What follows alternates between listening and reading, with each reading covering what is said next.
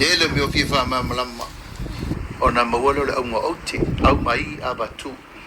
siriane sirifo ta oto le ngatonu ona faile filfilinga sa moa o nei vai aso ia o lo fa solo pele to tele o tu malo na fio mai ma papa mai mo moli mai ala tu sui tau ba mol fa mo ta pena ino le fainga palota na ma tu fa ya tu sa moa malau mai mo mai wa to tangi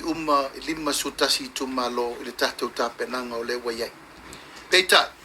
ele mfai lava na tu ua le tatou tu ma le anga masani.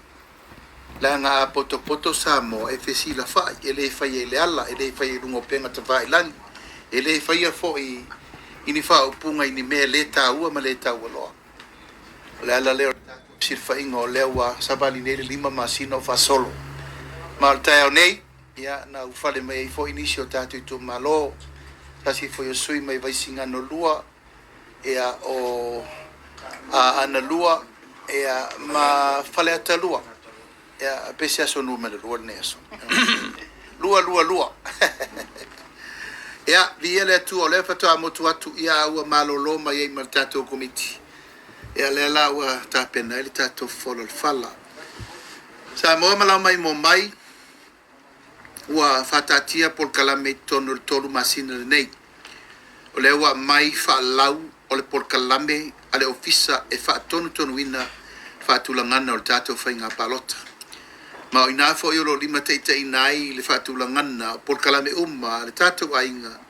fa tu ile tua samo tasi wa eso fo ia ona matalole no to sisila ia le a fa lau loa ma fa ilo ma fa langi tulanga lava o tapenanga o leu mato mai tau ia o si iwa ao isi o vai mawha fai ia ao lo mato foi ma di pea o lo a le puna ma le ana ia mo mato o lo pito va il teimi si ia il va inga taiki mato tel tonu le sa mo se teimi ena ia na fufola le o le fala ia le ana vatau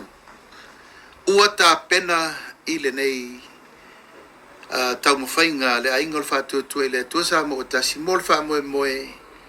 tu langa lava awale manui o Samoa mo tato fainga filfilinga fo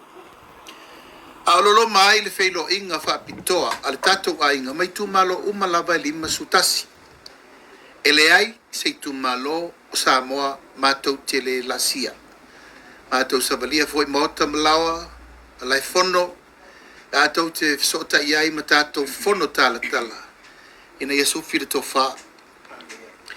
o le anava tau le matou te tapena inai te taimine nei e le o lea le atoanga o me e fatoa atoa le tapenanga atoa le whainga malo mo le whainga malo fau pe a o na sufi le tofa i maota malawa na ona matou whapena atu o mea ia tapena le taimine nei ole atoanga o mea na fola ia sa mo i no fo inga le umanei